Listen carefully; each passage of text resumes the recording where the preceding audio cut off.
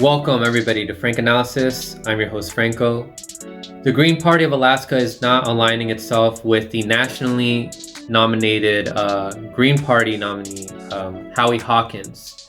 I had the honor of interviewing Richard Idris of Draft Jesse about this news 2 weeks ago, and today I am honored to have on here the head of the Alaskan Green Party, Robert Shields.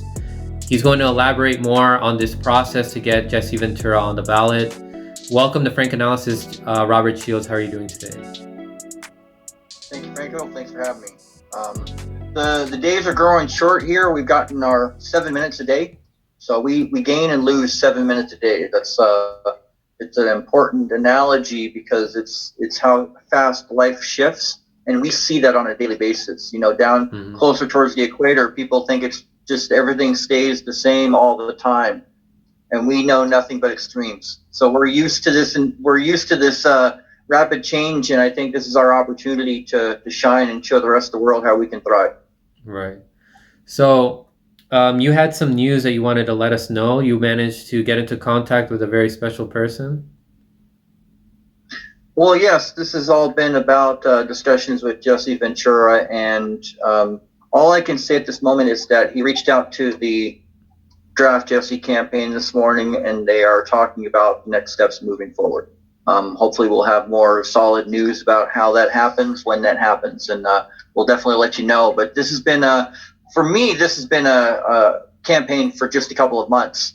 There have been people like Melissa White and Richard Idris and others that have been working on this for many months, and this is important to all of us because things are so screwed up. You know, this isn't just it sounds nice, let's put Jesse on the ballot, or let's mess with the system or anything like that. No, none of that childish stuff. I mean, everybody engaged here is putting their stuff, their shit on the line because the whole world's on the line. So we're just honored that we were able to be part of that.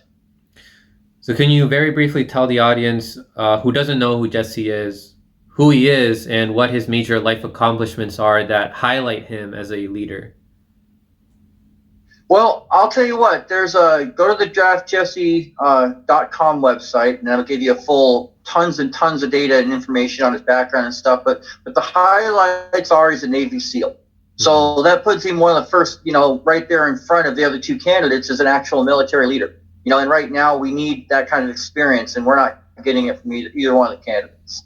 The other thing is that, he has been an outspoken advocate for people's rights, for the duopolies, and trying to bring people attention to the fact that our government has been taken over by corporate pirates, and they're not going to stop until we take it back.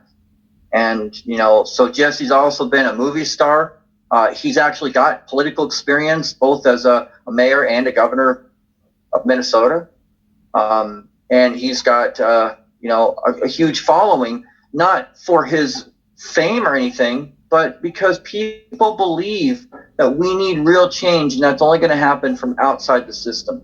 So that's why the Green Party of Alaska ultimately landed on the decision to support the Draft Jesse campaign and officially draft Jesse and put him and Cynthia McKinney as our candidates of choice on the ballot. And they are on the ballot. People in Alaska will be able to vote for them in November. And we believe that this is going to be a huge shift because we're focusing on a very conservative campaign. So Jesse's got a whole bunch of experience, and basically the way I've stated it in our press releases is that only a seasoned veteran teamed up with a tireless advocate can effectively wage a campaign of peace in a world of war, and that's where we're at.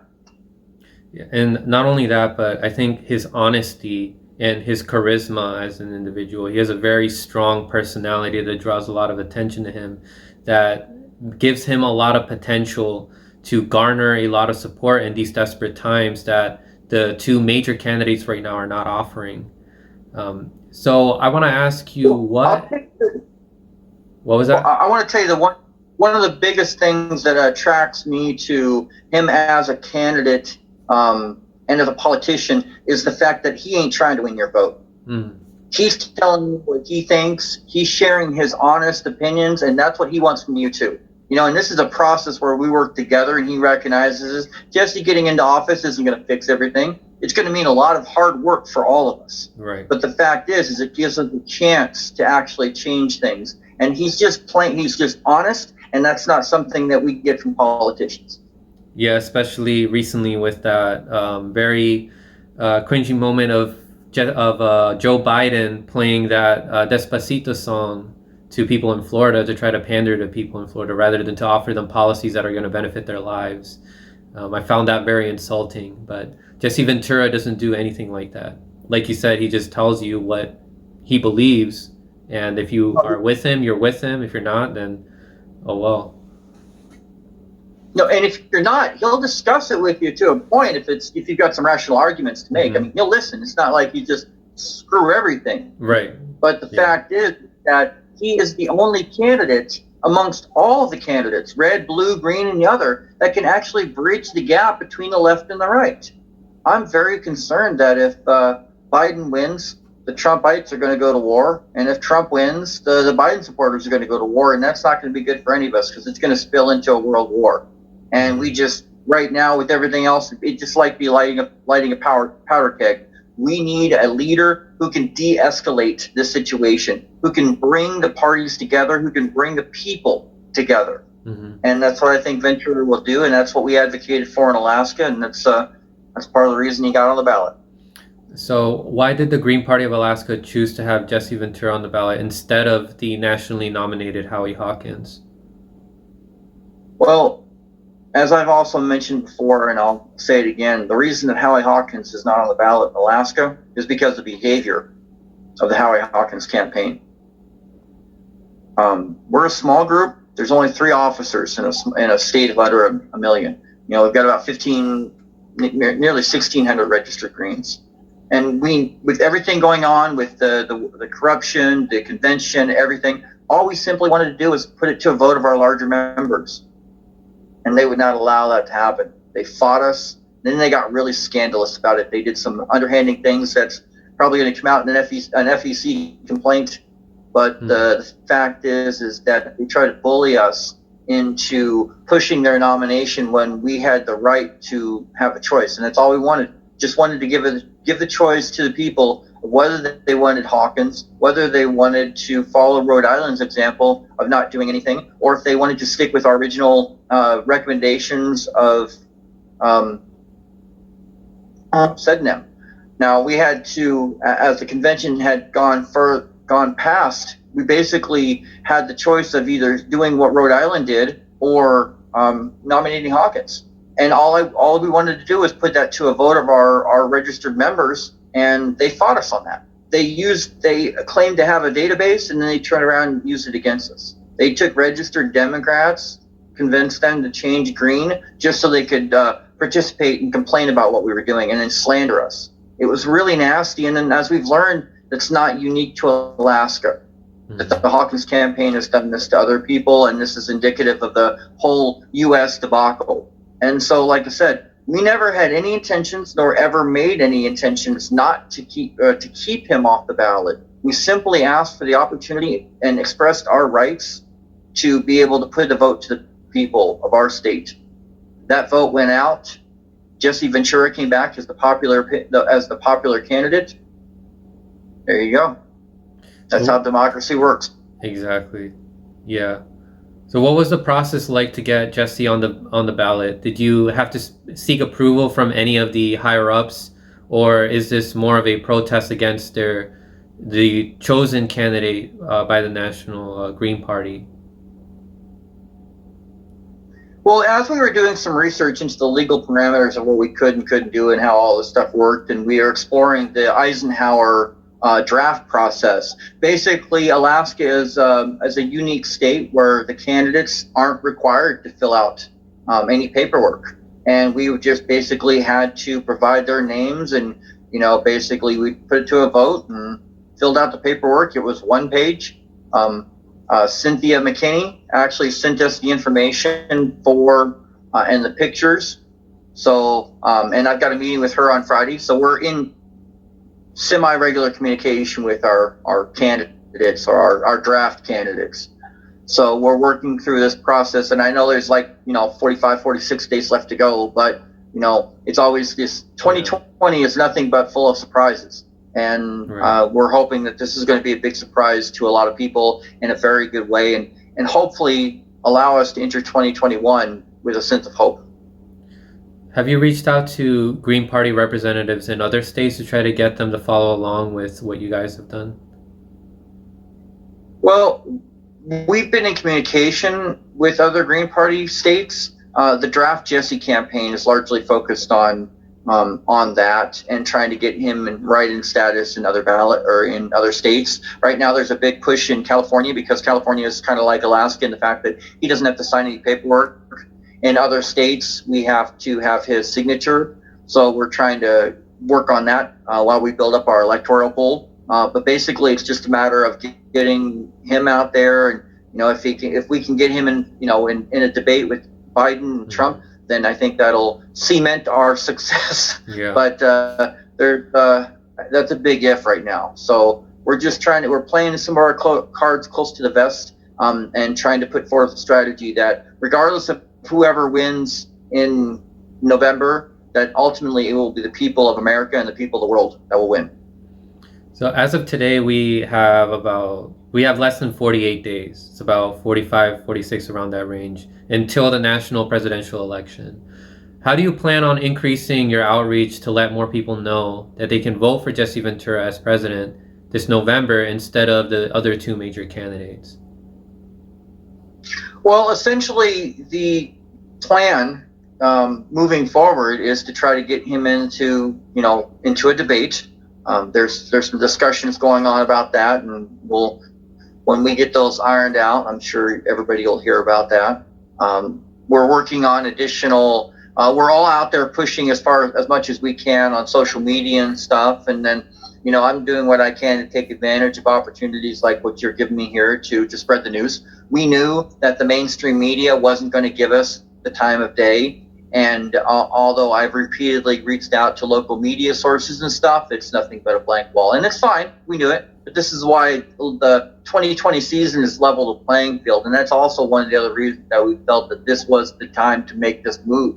If this had been any other time where we had to coordinate traditional rallies and traditional raise a whole bunch of money and do these in-person debates and stuff, those elements would have made this too difficult. But the fact that the playing field has been leveled and the world's virtually gone online really simplifies things. Money can't buy bandwidth the way it needs to be. So it can help, but we all have level playing fields, and all these independent sources out there and these YouTube channels, there's just tons of ways out there to get the message out. And basically, we're working them all. So I received this request from a fan of the show. He's named @GenZ4JesseV on Twitter. And he said that we are looking for elector in California. So I just wanted to put that out there for anybody who's listening. If you want to be an elector in California for Jesse, there's people out there who are looking for that. So this next question, I would build on that, saying that if you're in one of the states where the Draft Jesse campaign still needs electors, where you can do the write-in, that if you're a supporter of the Venus Project or the resource-based economy or Ubuntu or any of those kind of tribes that focus on building a better world than the one we have now, then a vote for Jesse Ventura is a vote for a world beyond money, war, and politics. Well, now this is a question more about your ideology, since I'm curious to hear more about it from you. You've made arguments about how people need to adapt to live without the government instead of simply making demands to the government itself. What do you mean by living without the government, and why do you see this as more beneficial than the current system that we have? Well, currently the government, the system, is overwhelmed. It simply can't take care of all of the needs of the people. And I think it was designed in that fashion to keep us addicted to what we want and not addressing what we need. So essentially, 100 years ago, we used to be able to grow more of our own food, make our energy, everything, have our own economies. So what we're advocating for and what we're kind of pushing as a platform for the Ventura 2020 campaign is actually to push a platform where people are instead of spending money on campaign signs and stuff that'll go in the trash in 2 weeks. Yeah. Buy seeds, invest in a greenhouse, turn your closet into a little grow room, because you can grow microgreens in 7 days. You can grow leafy greens in 30 days.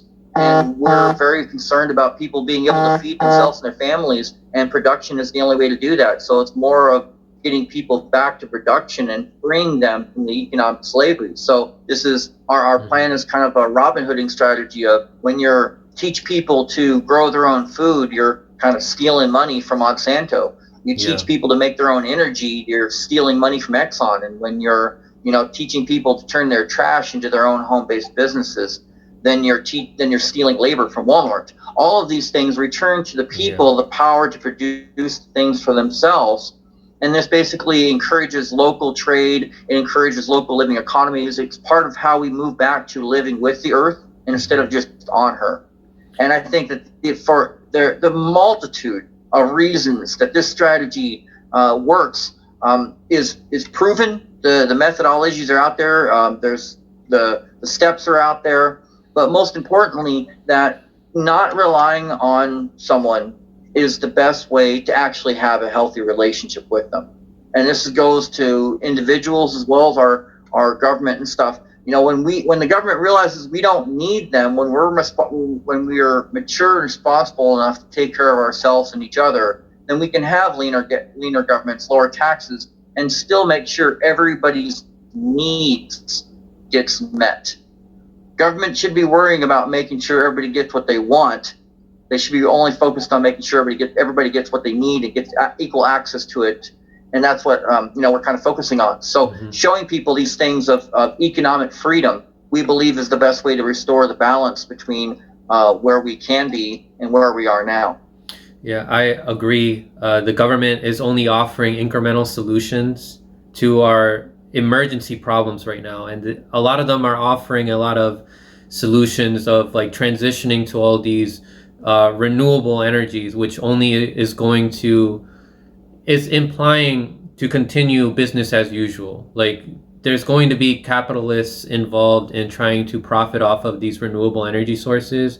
They assume that we're going to increase our consumption of energy, which is just we're not capable of doing that right now. We're not capable of continuing business as usual. We need to adapt to use less energy. And our government is not pushing for that right now. So I agree that we as individuals, as people, have to learn and spread the message of consuming less from these corporations that are destroying us.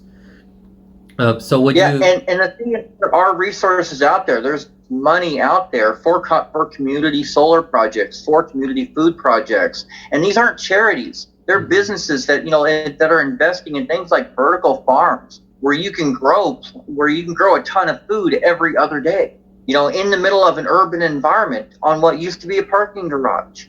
That's where the money's at for this kind of investments, and that's what we've been focusing on.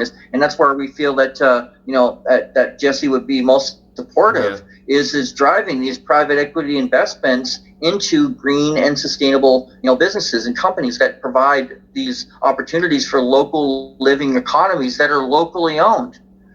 So that's the truth of how I think that we can start healing the planet by putting the people back to work. Yeah, so you would say that Jesse's ideology aligns with what you are saying here today? Well, from everything I've read, and I've only hit the tip of the iceberg of what there is available, but for everything I've read, it jives that he would support low government and responsible people, taking care of ourselves and each other, and that these tools of self-reliance are critical to our freedom, and they're critical to our security. So our end of this campaign from Alaska, being in a deep red state, we're pitching all of our our environmental stuff like energy and food in very conservative manners. I mean, we're really pitching the idea that you can reduce your cost by growing your own food. You can you can increase your profits by mining the landfill, and that you can create jobs by doing community energy projects where the energy is generated on site rather than being transmitted from several hundred miles away or derived from huge coal plants. We need to move beyond that, and this kind of bold move is the only way we're going to get there. We can no longer afford to take incremental changes, and one of the things that we can guarantee, regardless of whether Trump or Biden wins, nothing's going to change. Yeah. Jesse Ventura is the only hope that this world has for real change. And I say this world because the things that America does impacts this world. And so I think the world needs to be aware, and they need to be fighting for this American election. This is no longer just about this country. This is about the world and how we survive together as a family. Yeah. And it's devastating for me, like when I read all these reports of movements, like for example 350.org or Sunrise, which have been co-opted by a lot of fossil fuel interests. And Robbie Yeager of the MCSC network has covered this. It's devastating for me to see how some of these movements have been co-opted, which we see also with some of the policies that they promote, like the Green New Deal, which doesn't ban fracking. It doesn't ban imperialism, which is tied to overexploitation of minerals and other resources that we get from all these other countries. And how they, it's only going to lead to more environmental destruction. The only way that we are going to mitigate these effects of climate change is if we also put an end to imperialism. So is Jesse Ventura, what is his stance on foreign policy?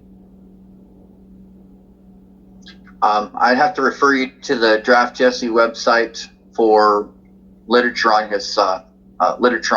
I have not yet spoken to him directly, so I can't speak to his foreign policy platform. Okay. So is there any other information you would like people to know before we close out? Well, I think that the idea of voting with integrity is a key factor here.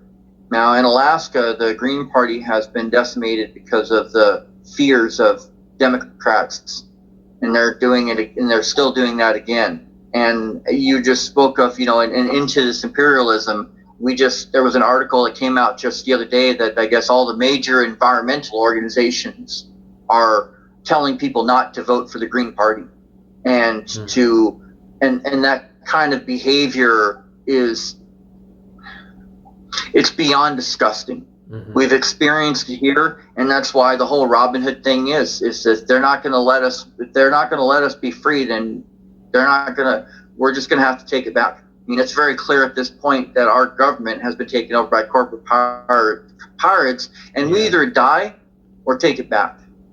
I choose to take it back. Mm-hmm. So that's what this whole campaign of Robin Hooding 2020, of the Butterfly Initiative, of using these local things to give people back the power that was stolen from them, the power to choose for themselves. That's all we're trying to do, is to give people back the choice that was stolen from them, and that's what's being done in this election cycle right now. They talk about election integrity, they talk about choice, and it's all bullshit. Right. They're doing exactly what they're telling people is that they don't want to do. They're depriving people of real choices. They're trying to control the narrative. And I want to thank you very much, and give a shout out to all the other independent voices out there. Keep shouting, keep strong, and we will televise this revolution. Yep. And I want to give a special shout out also to people who have been covering the corruption behind the Green Party and the Howie Hawkins campaign. Primo Nutmeg and Nico House of the MCSC network. Robert Shields, thank you so much for coming on. Head of the Green Party of Alaska, where else can people find you? Well, my day job is with a nonprofit called the Alliance for Reason and Knowledge. And so I can be found on the ARC.